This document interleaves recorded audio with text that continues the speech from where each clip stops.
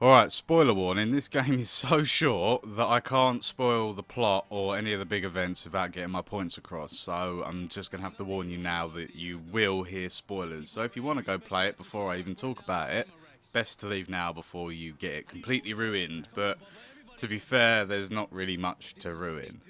1979 Revolution Black Friday is based on the Iranian Revolution. You follow Reza Shirazi, I think that's how you pronounce it properly, a photojournalist who I'm unsure is real or not. I can't find any info. I suppose he was just used in this game to get you into the action. Unfortunately, for the first time in this series, the bad really does outweigh the good. The controls are pretty bad with the keyboard and mouse. There's a lot of wait time between you pressing left and right and then the character actually turning left and right. This is really annoying when you have to try and pick something up off the floor and you're trying to find the right place to stand, but you can't, because every time you try and move, you don't move exactly where you clicked. So often if you click left, you'd only turn sort of 45 degrees and you'd be sort of facing diagonally. So you just keep ending up dancing around it and you can't really get there to pick it up. So that's one of the really big things. Even when walking normally, it can be a bit of a pain to maneuver around. And there's plus as well, there is no controller support, so you can't even plug in and use the sticks to make it a little bit easier for yourself. Just as a personal opinion for me, I think it should have been in the native language of Iran. I don't exactly know what that is, but it's definitely not fluent English all the time. I would have preferred it to be like that, because I would have thought it would have been a bit more immersive if it was fully voiced and just had subtitles that you read. Maybe that's something to add. They do throw a few words in here and there. But only a handful of times, and I thought that the some of the characters seemed a little bit more like they were putting an accent on than they were actually Iranian, which was unfortunate. This whole thing for me was only 2 hours of gameplay, more if you wanted to look into every nook and cranny. The art style isn't good enough in my opinion to want to get in to look around, but you can take all the pictures, read all of the text, but that's the only thing you'll be doing in some places. The whole idea of the game is take pictures, interact with specific places to learn about aspects of the revolution, or just find silly facts about Iran. I mean, do I really need to know what their national flatbread is? And it's at those times when you're wandering in a zigzag pattern just trying to find everything, that's when it gets kind of boring and kind of tiring. I enjoy finding this stuff, but it just didn't seem natural, you know? You know, this only really occurs when you're wandering through the protests, and because that they space out everything really strangely, they like stagger it on each side of the road, so you are honestly zigzagging from place to place just to try and find everything, so you aren't sort of left out of story. And the other thing that I had, that when I had a couple of instances where I kept getting stuck by the guy that was following you around. I can't remember his name right now, but he literally stood in front of you in places where you were spinning for 20 minutes trying to get out, and it was horrible. I was like, how can you muck that up? There are a few good things though. Like if they sent you off on a go find this thing mission, like please go find this razor blade in a drawer. It actually tells you where it is by highlighting the thing in green, which is really good for this kind of game because there is no puzzle element. There is it's really hard to explain. It seems more of one of those interactive history lessons that you would get in school that want you to learn everything. They want you to look at everything. They want you to see everything. They don't want you to skip over everything, so they make sure you know what one is gonna basically make you miss out on all of this stuff. In other games, this wouldn't work so well, you know, like when you are a little bit more encouraged to look around for yourself and aren't forced, especially when they try and make it a little bit puzzly and there's like a bit of more of a puzzle element to it, for example. But it worked well in this one. Plus, it kind of makes sense. You would already know where to go in some of these instances, so yeah, it still does make sense to the story that you know where to look already. This game also does one of my favourite things with dialogue that I wish every single game did. Especially ones that have a lot of talking that isn't just linearly scripted. Of course, that is when someone talks and they are interrupted by you clicking something or going to a certain place, they will still come back on themselves and repeat what they were going to say, which is great because I love games that do that. I hate the ones that just, you walk into a certain section or you click something they'll like miss out a whole entire like paragraph of dialogue that you were listening to in favour of the thing you just clicked and then never mention it again. I hate it when this happens, and I really wish more games would basically do what they did in this and in a couple of others. So I'm glad that that works.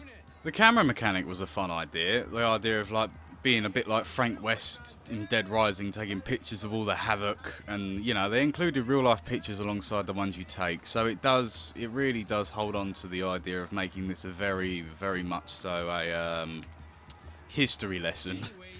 So it's good that they did that, because it almost brings a little bit more reality to this. Makes it a bit more like, oh, this really did happen, instead of, oh, this is just a game. Unfortunately, we're back to the not so good. I thought I'd break it up because the bad is quite long, unfortunately. They list the photography processing mechanic. Like, it's not what I mean of just taking pictures, it's like the idea of developing them. They put this under unique gameplay on your page, and as you can see, it is pretty much just a lot of nothing. Click and hold the bit of paper down, and then that's it. And then you literally just select the picture that the game wants you to click on. That is it. It's not really a selling point. And I think it could have been really, really useful and really interesting of a mechanic. Like, for example, if you had to take the picture at the right time, or if you had to take it in a certain place, so you, like, figured out almost like the puzzle, like in this one, where, like, you're supposed to figure out who stabbed this guy who's sitting on the chair. Abbas. You're supposed to, obviously, use the picture to show who stabbed him. And, like, could you imagine if it was like, oh, if you stood over here, or if you waited a little bit and this guy moved out of the way, you could see who did him, you know? Like, you could actually use your camera in the right circumstances to make the story easy for yourself and, like, reveal stuff, but it doesn't happen, unfortunately. Plus, as well, you've got the background characters. Some background characters. Even some indoors that you are, like, there's not many people there. You know, you're in like a cinema and there really isn't that much traffic. But, like, just look at this bloke. Like, he looks like a PS1, PS2 character. Or like the guys from Dino Crisis with flat hands, no fingers, and unnatural animations. It's not far from like someone from the FIFA crowd, although obviously not that bad. One of the biggest problems is that this decided to be a choice and consequence game, because it did not need to be a choice and consequence game in any stretch of the imagination. I love that genre. I love all of them, you know, Mass Effect to all of the Telltale series. It's just brilliant, you know, I love them, but wow, it just did not need to be choice and consequences. Like, the playthrough is 2 hours, you can't change anything. How are you supposed to change history? You know, whatever you do choose, it doesn't really make a difference because of just the way it ends in the end anyway. It is such a letdown. There is no, like I say, there's just zero reason for it to be a choice and consequence game. It would have been better as a film.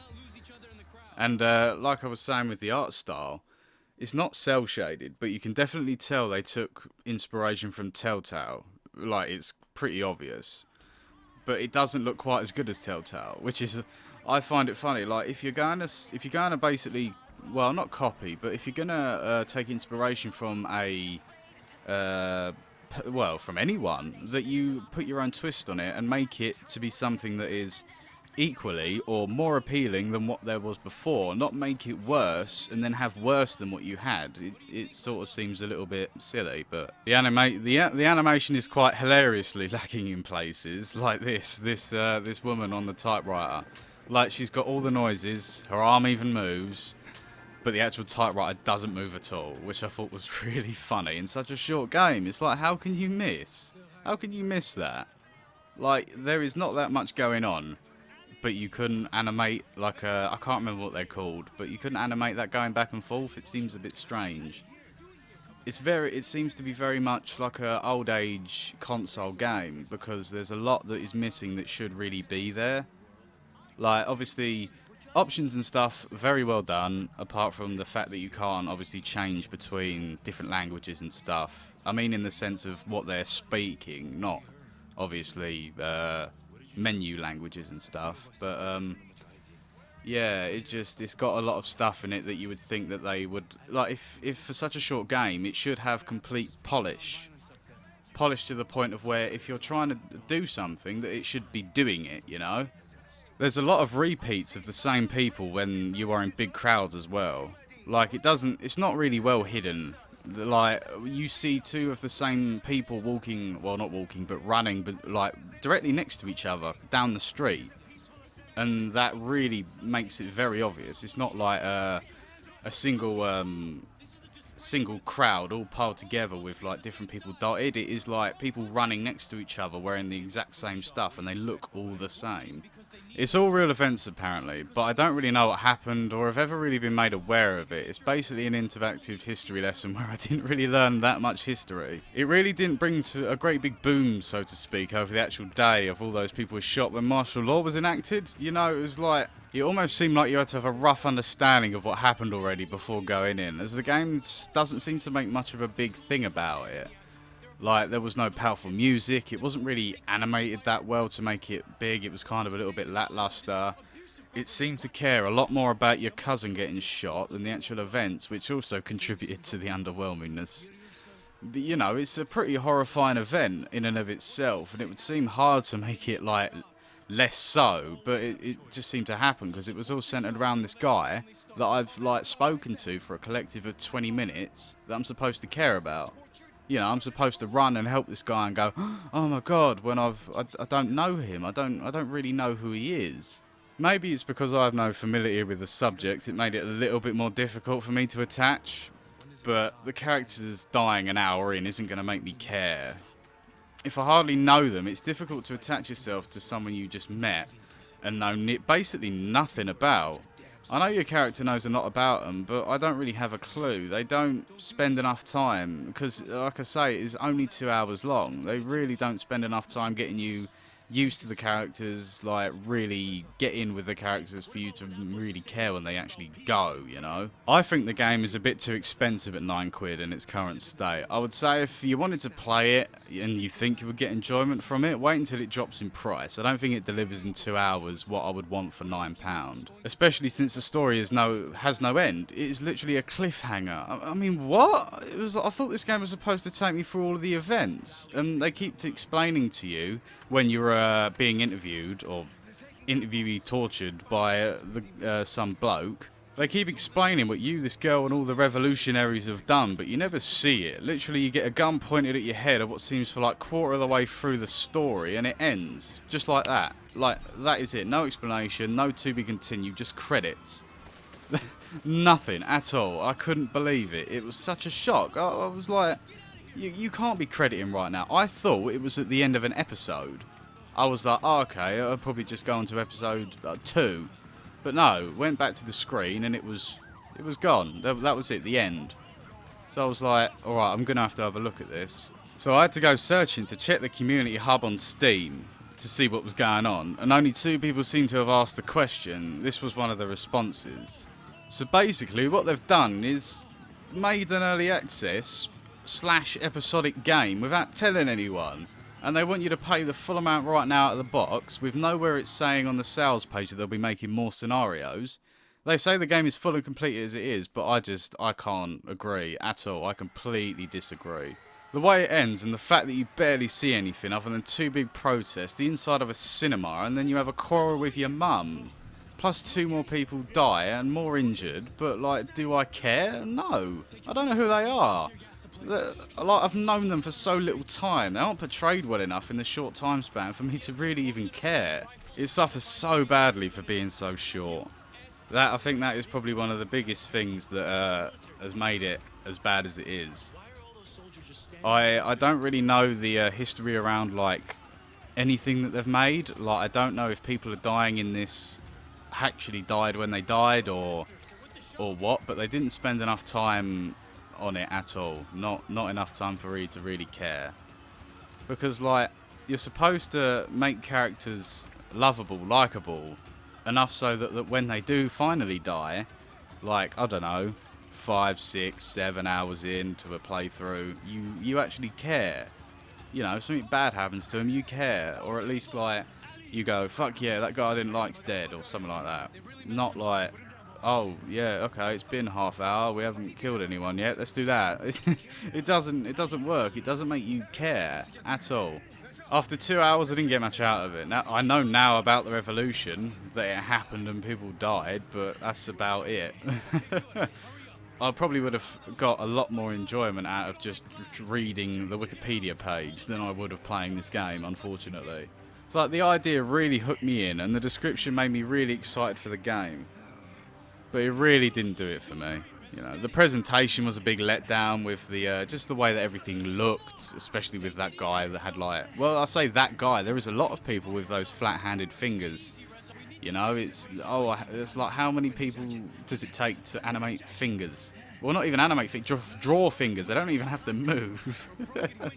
But it was just a bit of a letdown, which is a shame because I think it could have been done really, really well. I was really hoping it was going to be great. From what I was seeing, it was going to be what I really would have enjoyed, but the way it just came off was really quite bad. I think they could have done good, and it was a good effort, you know. They tried, but they just really didn't hit the mark with this one. It just didn't work for me. But anyway, if you like this, let me know, and I'll see you next time. Also, if you have any ideas of any more games you want me to play, because it's a bit difficult sometimes when I've only got like the odd couple of choice and consequence games that comes out. That seems to be like my main thing, because that's what I play a lot of in my own time. Like, let's playing in and of itself makes me play a lot more games, but I can't really do a full let's play and then a thoughts on video. It seems a little bit much. Like I'm sort of milking a cow at that point. But yeah, if you have any ideas of any games that you want me to cover, that'd be great, because that means I can just sort of go, yeah, people really want this, and I can you know, go through, play it, and see what I think. But as I say, I'll see you next time.